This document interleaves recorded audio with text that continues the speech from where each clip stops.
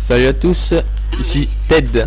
Je suis avec Ako, Lowers et le gamin. On est Armada Studio, on fait des petits tests sur des jeux, que ce soit de maintenant ou complètement rétro, que ce soit sur PC, console de maintenant ou d'avant. Tests de logiciels et vidéos explicatives de ces logiciels et de démonstrations de jeux, tests, etc. Aujourd'hui on est sur Injustice, donc Ares contre Aquaman. Aquaman étant Monsieur Propre. Le gamin c'est Ares. Donc Injustice, bon bah voilà, c'est un jeu de combat évidemment. Il est sorti aux alentours de 2012 si je me trompe pas. Ça a été fait par les créateurs de Mortal Kombat. Alors ce qu'on peut dire déjà, c'est que le gameplay on reconnaît bien le Mortal Kombat, hein. Il n'y a pas de problème. Il n'y a pas de fatality comme certains penseraient. Un petit coup de serpillière.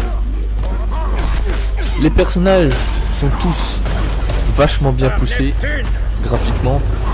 Chacun a ses capacités bien spécifiques. Et tiens, un truc qu'on avait encore jamais vu depuis tout à l'heure.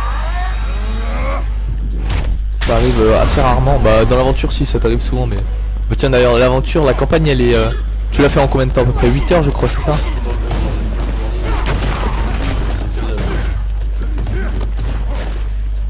8 heures, ouais, donc c'est à peu près pour la campagne. Après c'est un jeu de combat, donc on va pas attendre une campagne comme un RPG de 60 heures, donc ça me semble correct. L'histoire est vachement bien par contre pour un jeu de combat, c'est pas une histoire à la Tekken complètement débile. Là l'histoire a vraiment un sens. Alors Orlov, Monsieur Propre, qu'est-ce que tu penses de ton petit Aquaman? Alors moi j'aime bien jouer avec Aquaman, c'est vrai que parce que c'est mon personnage préféré. Pour dire mon avis du jeu, je trouve que c'est un jeu qui est vachement complet. On y retrouve vraiment toutes les sensations d'un bon jeu de combat, avec une campagne que je juge qui est juste géniale, où c'est qu'en fait les héros DC Comics sont confrontés à un monde parallèle dans une autre dimension, et je trouve ça justement génial cet univers là. Donc on peut voir Green Lantern affronter son double maléfique, enfin c'est toute une histoire, et il y a vraiment matière de s'amuser sur ce jeu. C'est un jeu que je conseille pour les ados, même pour les adultes, parce que bien sûr c'est un jeu de combat, mais la dimension ultra violente n'existe pas, hein, comme ça vient de DC Comics. Et puis voilà. Et puis voilà. Moi j'aurais rien d'autre à dire. Je pense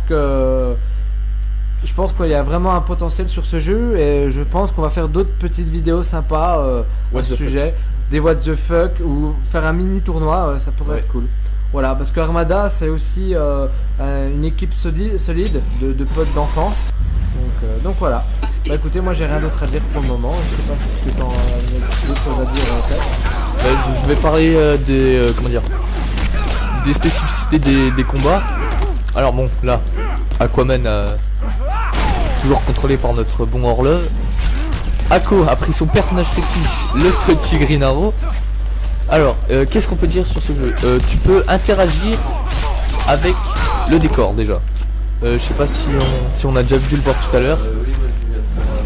Ah vas-y, voilà, le petit R1 à gauche ou à droite, voilà. Ensuite chaque personnage, comme on vient de le voir là, a une capacité bien spécifique, hein. Il suffit juste d'appuyer sur la touche rond, et chaque personnage a un truc bien à lui qui diffère de chaque personnage, hein, donc on peut pas, il y en a pas deux qui ont la même. Chaque personnage a aussi une barre présente en bas à gauche et en bas à droite, qui se remplit au fur et à mesure des combats, et voilà, qui permet d'utiliser un super coup comme on vient de le voir. Tous les super coups sont différents, ils font tous quasiment les mêmes dégâts, hein, faut pas... C'est pas différent. C'est aux alentours des 33 à 36% de dégâts, parce que les dégâts se comptent en pourcentage sur les côtés quand on les voit. On peut aussi, je sais pas si on va le voir dans ce combat, mais changer de terrain, donc par un coup puissant, envoyer l'adversaire premier dans le décor, et par des explosions, etc., arriver sur un autre terrain de combat. Donc évidemment la liaison fait quand même vachement de dégâts. Je crois que ça fait quasiment autant de dégâts qu'un super. Ah ben voilà, on en a une là en direct. On va pouvoir voir. Préciser que je me fais quand même bien péter la gueule. Voilà. À préciser aussi qu'on est loin d'être des pros de ce jeu. Hein. On y joue plus pour s'amuser que pour faire des gros tournois en ligne ou en classé. Hein. D'ailleurs, je suis même pas niveau max. Mais on peut remarquer aussi les personnages, après avoir pris pas mal de coups, ont des éclats sur eux, comme on voit là. Ah bon? Je rigole. Ah merde. C'était une blague. La blagounette. Donc là, ça va être Akko contre Lurf. La worse. La Lurf. Ouais, C'est pas chier. non, on s'éclate trop. Quoi, ouais, mais c'est sympa. Comme ça. C'est Regarde, mon frère. Ouais, parce que ça serait. après celui-là. Ouais. La worse. T'en penses quoi toi? Tout à l'heure. Bah moi je pense que c'est un très bon jeu. J'ai la version PS4 donc j'ai pu y jouer. Donc dans la version PS4 il y a tous les DLC. Donc les 6 personnages en plus. La version PS4 qui a été bien améliorée par rapport à celle de PS3. Même si bon c'est toujours le même jeu. Je pense que c'est un des meilleurs jeux de combat sur PS3. Même si bon il y a toujours les Mortal Kombat et tout, mais un jeu de combat avec des super-héros, un univers que tout le monde connaît. Tout le monde connaît Superman, tout le monde connaît Batman. Et je pense que faire un jeu là-dessus, avec tous les super-héros, c'est un super concept. Justement, vu que tu as la version Play 4, est-ce que tu vois des grosses différences côté graphisme? Au niveau du graphisme, pas trop, parce que c'est plus adapté, mais je pense que ça rend beaucoup mieux sur PS4 que sur PS3 grâce à certaines explosions par exemple qui rendent mieux, mais au niveau des personnages, je vois pas trop de différence, même si bon ils sont plus lisses, voilà, ils sont pas remodélisés complètement, c'est ça que je veux dire. Faut dire là aussi qu'ils sont vachement beaux sur PS3, je pense que Ah oui. Il y a vraiment un travail graphique très important sur ce jeu et pour les prochains tests, donc on a un concept assez novateur, pas vraiment novateur, mais on voudrait faire des vidéos où c'est que l'on note les jeux. Et si on devrait là tout de suite mettre une note sur 5 sur le graphisme, moi je lui mettrais 5 sur 5 parce que graphiquement il est magnifique. Voilà. ouais, je trouve que par rapport à la Play 3, ce serait compliqué de faire mieux que ça. Je crois qu'ils ont. Pour un jeu de combat, c'est difficile de faire de meilleur. Je pense que ouais, ils ont boosté au maximum. Ouais, c'est pour un jeu de plateforme, les graphismes, c'est pas bien réussi.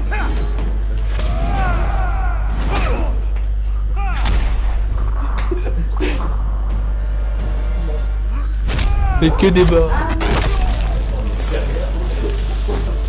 Bon, après tu peux regarder aussi, il n'y a pas que les persos quand tu regardes, les terrains aussi sont vachement. Avec tout ce qui est interaction. Et là on a pu assister à un superbe coup final là qui est juste magnifique, c'est celui de Night Mike. Night Ring. Et là je sais pas ce qu'il a fait. En fait il avait pas envie de se relever. T'es mis une claque et tu t'es endormi. Donc, aussi, un truc qu'on n'a pas dit, et je sais pas si on l'a dit, on peut voir sur les personnages les dégâts. Par exemple, si un personnage est blessé à la fin du combat, on l'a bien consumé. On peut voir, par exemple, on voit sur Superman, sur son torse, on voit du sang où sa cape est un peu déchirée. Donc ça, c'est des éléments du jeu qui font bien plaisir, même si bon, c'est pas grand chose quoi. Oui, c'est pas une grande utilité, mais c'est plus pour le fun. Côté esthétique, ils sont encore plus. Bon bah je pense qu'on a quasiment tout dit pour le moment dans cette petite vidéo explicative de début. on va s'arrêter sur cette victoire de Nightwing qui aura méchamment galéré quand même. Oui, plutôt oui. Voilà. Je vous dis donc au revoir et à plus tard. Salut. Salut. Salut. A plus. À plus les gens. Bien plus.